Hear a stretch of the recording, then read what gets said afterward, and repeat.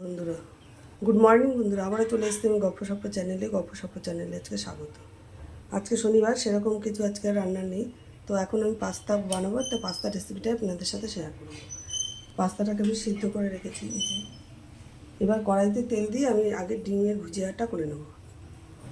কড়াইতে আমি তেল দিয়ে দিয়েছি, এবার ডিমগুলোকে ভেঙে ভুজিয়াটা বানাবো। এখানে আমি 6টা ডিম নিয়েছি।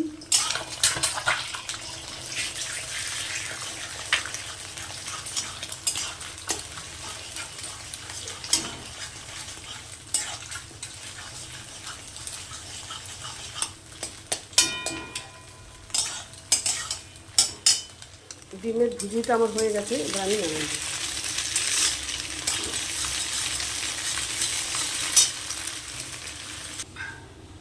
এবার আমি আলুটাকে ভেজে নেব।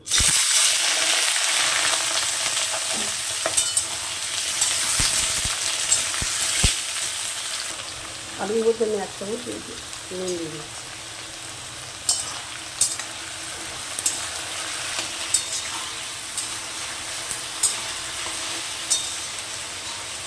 যেহেতু পাস্তার পরিমাণটা বেশি আছে, তাই জন্য আলুটাও একটু বেশি দিতে হবে। আলুটা মোটামুটি হয়ে গেছে, এবার আমি পেঁয়াজ, লঙ্কা আর আদাটা আমি গ্রেট করে রেখেছি, এবার দিয়ে দিচ্ছি।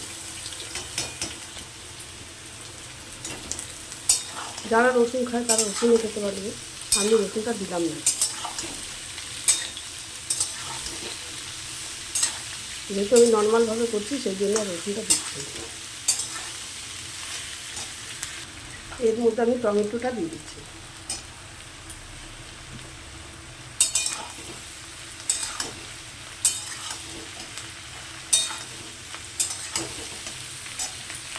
এবার দিয়ে দেবো ডিমের ভুজিয়াটা।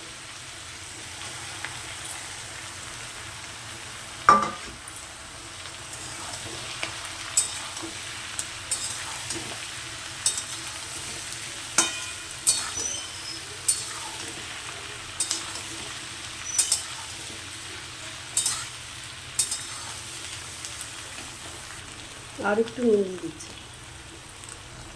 এবার দিয়ে দেবো একটু সোয়া সস, পরিমাণে অনেক।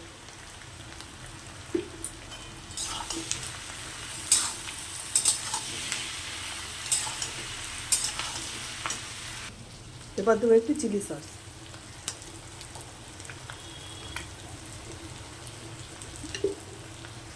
এবার দেবো গোলমরিচের গুঁড়ো।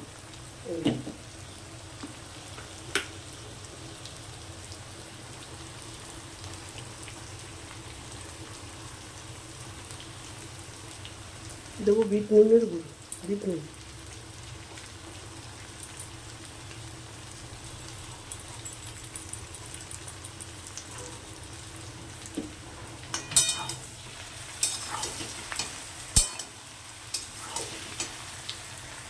এবার দিয়ে দেবো একটু চিনি।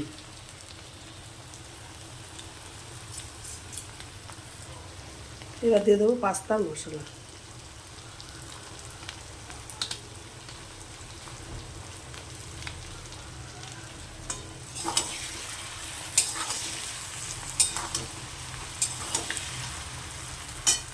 এবার দেবো পাস্তা।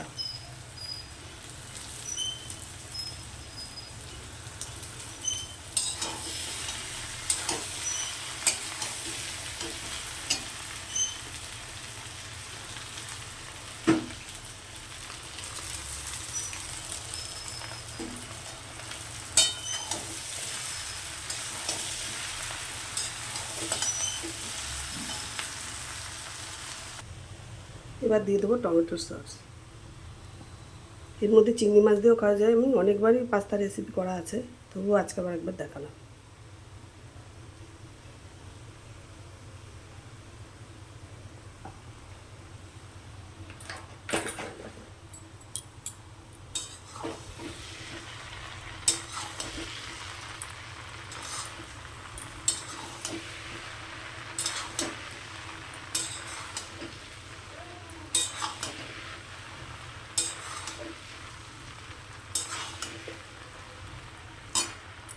পাস্তা আমার হয়ে গেছে, এবার আমি নামিয়ে দেবো।